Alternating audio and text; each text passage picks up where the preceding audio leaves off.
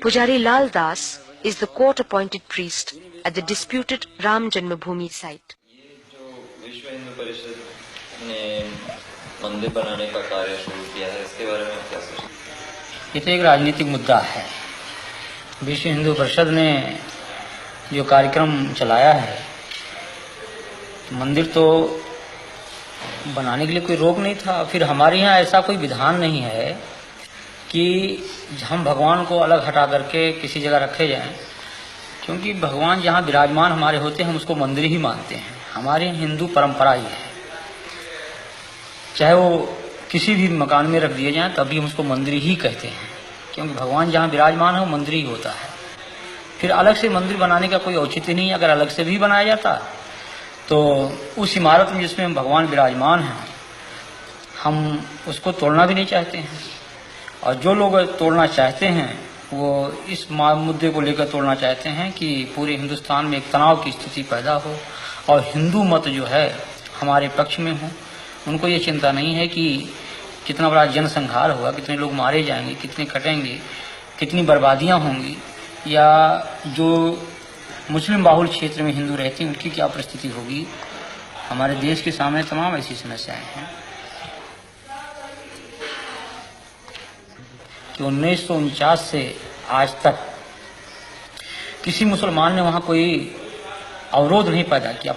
लेकिन जब इन्होंने यह नारा दिया कि बाबर के संतानों से खून का बदला लेना है, तब पूरा देश जो है वो दंगाग्रस्त हो गया और कम से कम हजारों लोग इसमें मारे गए, मौत के घाट उतार दिए गए। लेकिन तब भी इन लोगों ने जरा सा यह महसूस नहीं किया कि यह तनाव जो देश में फैल रहा है, हिंदू मुस्लिम की जो एकता आज हमारे देश में बनी हुई थी, तमाम मुस्लिम शासकों ने मंदिरों को जो जागीरें दी, आज जानकी घाट में माफीनामा मिला, हनुमानगढ़ी के बहुत से भाग मुसलमानों की बनाई हुई हैं, फकीर राम जी का मंदिर मुसलमानों का माफीनामा है। ये तमाम जो जागीरें मुसलमानी शासकों द्वारा मंदिरों में दी गई, और अमीर अली और बाबा रामचरण दास की जो समझौते थे कि हम हिंदू और मुसलमान दोनों एक मिलकर के रहेंगे, उसी जन्मभूमि के पार्ट में दो भाग किया गया कि एक तरफ मुसलमान नमाज पढ़ेंगे, एक तरफ हिंदू पूजा करेंगे। ये सारी बातें जो थी उस पर इन लोगों ने पानी फेर दिया। अंदर में इस तरह से दंगे फैलाए गए, ये मात्र एक सांप्रदायिकता का दंगा कुर्सी और पैसे के लिए फैलाए गए, न कि ये राम जन्मभूमि के। मैं तो ये कहना चाहता हूँ, मैं राम जन्मभूमि मंदिर का पुजारी हूँ, मैं बिल्कुल सत्य कह रहा हूँ आपसे कि आज तक विश्व हिंदू परिषद के लोगों ने वहां पर एक माला भी नहीं चढ़ाया, भगवान की पूजा अर्चना तक उन लोगों ने नहीं करवाया वहां पर। और कब बल्कि उन्होंने व्यवधान डाला। हमने हाई कोर्ट में रिट दायर किया और रिट दायर करके तब वहां की भोग व्यवस्था चालू करवाया। तो यहाँ की जनमानस ने कभी इसको स्वीकार नहीं किया, लेकिन इसमें कुछ किराए के साधु जिनको पैसा चाहिए, पैसे पर खरीदे गए, रामशिलाएं घुमाई गई। उसके उन रामशिलाओं को उन लोगों ने अपना कमरा, अपना मकान बनाना शुरू किया और काफी जन भावनाओं को उन्होंने दोहन करके और बड़ी बड़ी बिल्डिंगें तैयार कर ली। करोड़ों अरबों रुपए इन लोगों ने इकट्ठा किया, विभिन्न बैंकों में इन्होंने डाला और लाखों रुपया उन्होंने व्यक्तिगत अपने खाते में इन लोगों ने डाला। तो लोगों की हत्याएं हो जाएं, लोग नष्ट हो जाएं, इससे इनको कोई मतलब नहीं। इनको मतलब पैसा मिले, कुर्सी मिले।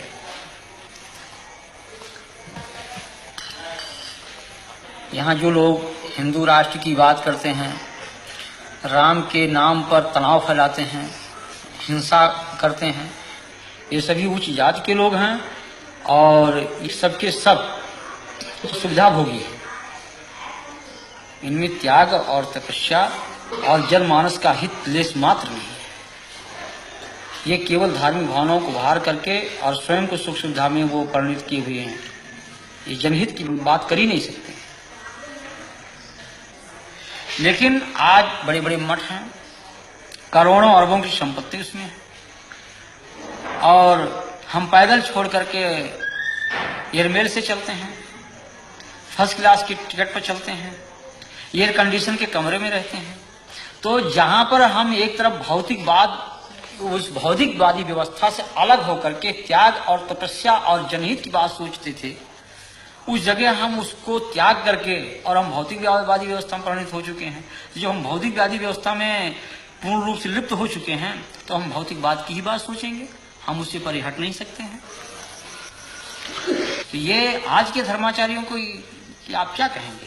हम तो उनको भौतिकवादी व्यवस्था का एक पोषक मानता हूं मैं। ये जो पूंजीपति कहते हैं कि हिंदू धर्म की रक्षा, हिंदू धर्म की रक्षा, मैं कह रहा हूं कि यहीं पर देश के पूंजीपति जो आज धर्म के, आज अशोक सिंघल को इस बात को जो कह रहे हैं कि हम बहुत बड़े राम के भक्त हैं, क्या राम का यही आदर्श है कि 90% लोग भूखों मरे? ये हमारे देश की जो विषमता है आज, ये क्या इन धर्माचार्यों की फिर नहीं चाहिए? अगर आप बड़े पूंजीपति हैं, आपके पास पैसा है, आपके कहने में एक पूंजीपति समुदाय देश का है, तो उन पूंजीपतियों से पैसा लेकर के उन गरीबों में लगाइए आप, जैसे मदर टेरेसा कर रही है, या और जिन धर्माचार्यों ने किया है, पूर्व जो धर्माचार्यों हमारे ने किया है, उनका अनुकरण करें आप।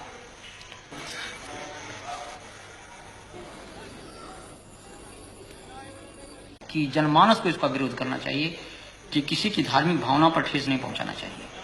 हम किसी के दिल को तोड़े नहीं, हमारा धर्म ये अलाउ नहीं करता है, इस चीज को कभी अनुमति नहीं देता है। राम का हमारा ये जो आदर्श है राजनीति का, वो यही है कि जनता सुखी रहे, और जिस तरह से मुख में हम भोजन डालते हैं, पेट को मिलता, सभी अंगों को मिलता, उसी तरह से सारी जनता हमारी है, कोई उसमें छोटा बड़ा कोई उसमें ऐसा नहीं है। लेकिन उन आदर्शों की सीधी हत्या की गई। मगर साधु देखो जग बौराना, साच कहो तो मारन धावे, झूठे जगपतियाना। साधु देखो जग बौराना, हिंदू कहत है राम हमारा, मुसलमान रहमाना। आपस में दो लड़े मरत हैं, मर्म कोई नहीं जाना, मर्म कोई नहीं जाना। माला पहिरे टोपी पहिरे, छाप तिलक अनुमाना। बहुतक देखे पीर औलिया, पढ़े किताब कुराना। करे मुरीद कबर बतलावे, उनहु खुदा न जाना, उनहु खुदा न जाना। या विधि हंसत चलत है हमको, आप कहावे जाना।